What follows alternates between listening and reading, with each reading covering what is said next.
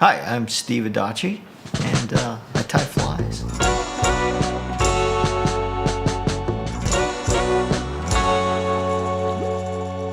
Well, yeah, I don't know how it got my name, but Mike Costello is the one who had a lot to do with developing that pattern. He's one of the best Delta fishermen I know. Mike put that fly together probably close to over 30 years ago, I'm sure. When we were fishing was the early 2000s, maybe 95, somewhere in there. We started fishing with Mike, and it's just a pattern that works. I've tweaked it here and there. I've had a lot of guys help me with it. Met a lot of good tires, and every little bit they tell me that works, it just goes into the fly, And the way we handle the material now is a lot different than we started, and the material's a little better too. We're using a lot of that slinky flash material and the slinky material, so it's just basically a wig hair, and it's very durable. The flies work out to be very durable, but the evolution of this fly has been through, I don't know how many fishermen have contributed to this thing, but it's just not my fly. It belongs to everybody, But Mike is one of the guys that really developed the shape of the fly, the way the tail works on it, and where we fish it. Tying these flies is pretty automatic now. Start with the hook. It's a 291 Gamakatsu hook. It's a jig hook. The eye, this is a 1/0 size, so the eye I'm using is a 3/16 Dumbbell Eye. Thread is monofilament. Start by putting the eyes on first, and leave a lot of room for the eyes. Generally, the distance of the eye is about I don't know if you can tell, but it's the length of the hook. Or the length of the eye would be the distance from the bend to the center of the eye. So secure the eye. You get a pretty good chunk of Flashabou. I never counted how many strands I get. I just kind of feel how much I have. Tie the Flashabou into the hook, and I'll measure it off my vise. I just have a certain measurement I use off the vise. Secure the Flashabou.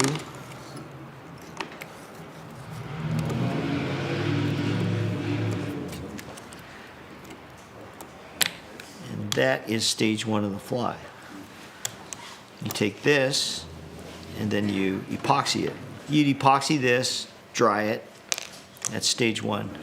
Stage two is you put the belly wing on.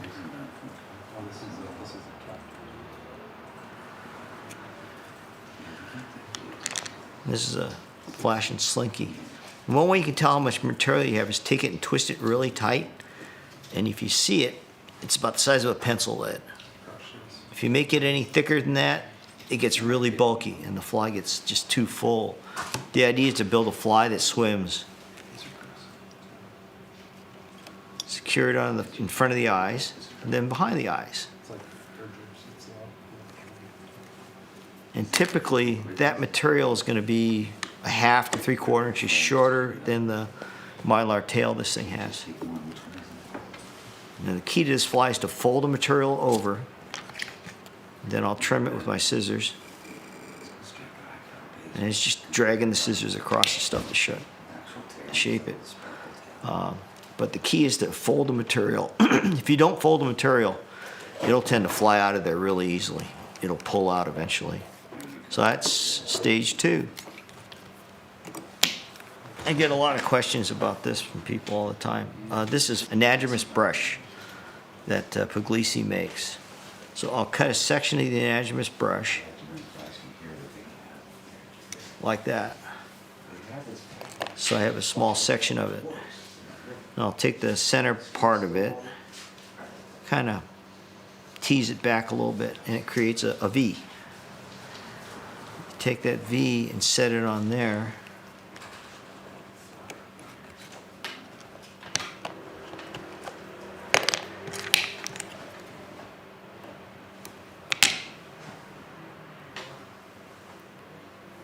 So by taking it and teasing it, it looks like that. Lay it on top of the wing. A couple loose wraps.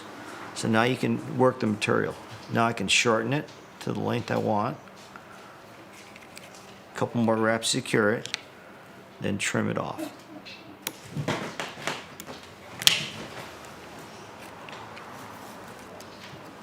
Now that is a finished body.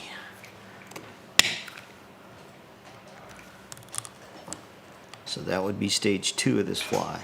This one's been epoxied already, so it's got that's a completed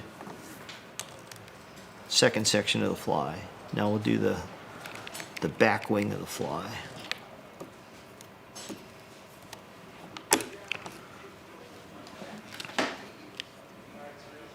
And generally what you want to do is have 2/3 of the material above the hook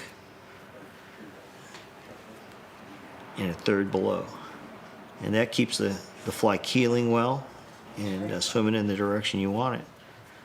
So I'll take the material and just tease it slightly so I get a little taper to it.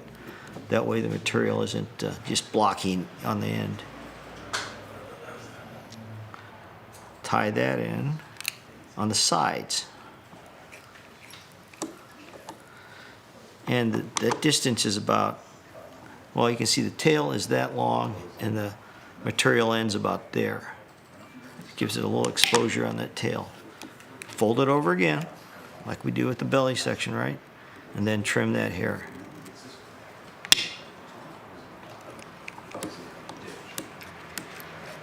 And you want these to kind of sit off to the sides of that fly a little bit. And this will give support to the second part of the wing. It's a little bit bigger chunk of material. Then again, see when you twist it, it's fairly small. It's not very much material right there, but it'll flare out. So take the ends, tease them a little bit, and twist it just a hair. See, then the hair in the center will pull out and give you a tapered look to it rather than being flat. And that wing is the same distance as the last. This one gets tied on top. A couple wraps to loosely do it. You can measure it, see what you're doing. This way you can, right now you can play with the length however you want it. And it cinches down. And fold it back, tie it down. Then again, I'll trim it with my scissors. I'm not really cutting, I'm just kind of going along and cutting with the edge of the scissor. Finish it off with a decent looking head. Whip finish it. And that's it. That's a Clouser. What I like about tying the flies is thinking about they're going to be used and they're going to catch fish. And that's what I enjoy.